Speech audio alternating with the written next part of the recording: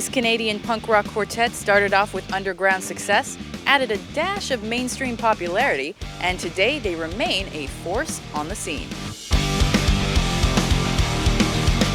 Hi, I'm Rebecca Brayton and welcome to WatchMojo.com, and today we're speaking with Billy Talent. Down, let's take it down, raise up the heads on a stake. Something we always like to start with is the origin stories of the bands that we interview. So tell us how Billy Talent first got together. Grade 9 Catholic school, in our Catholic school uniforms.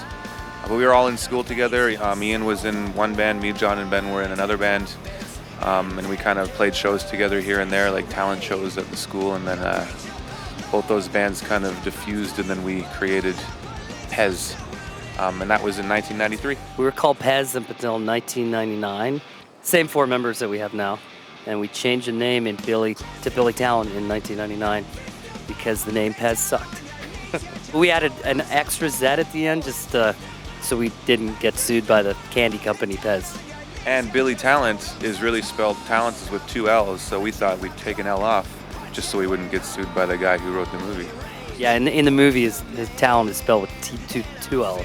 For a minimum wage, rats fighting for scraps, safe and You brought something up that it was the same four members, and that was something I wanted to talk about. I mean, so many times when I'm researching bands, you see like former members and the list is like longer than the current members.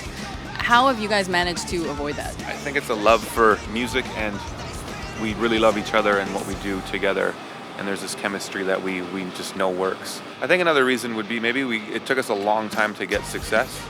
And once we got the success, we really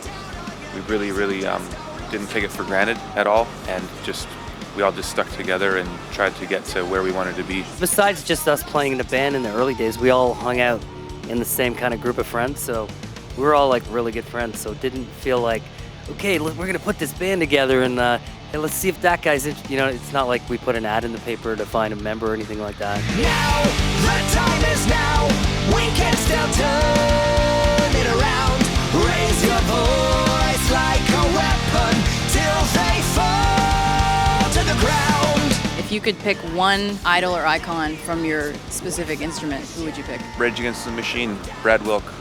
I loved the way he played drums, and I loved the style of drums he played, kind of a hip-hop vibe over top of rock music with one of the best frontmen in rock and roll. So that was my favorite. I'd say Jimmy Page for me. Like his guitar playing in the 70s was far ahead of a lot of his contemporaries, and I ended up learning guitar listening to a lot of Led Zeppelin records. So, and he's an amazing producer too. So I look up to him in that regard as well.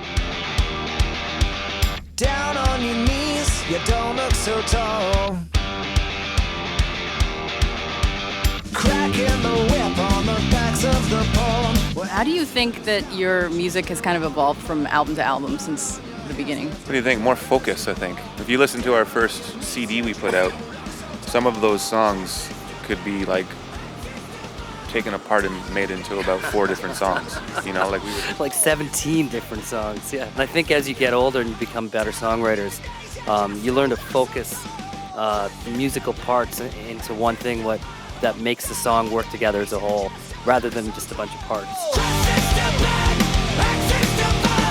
Down on your knees, you don't look so tall.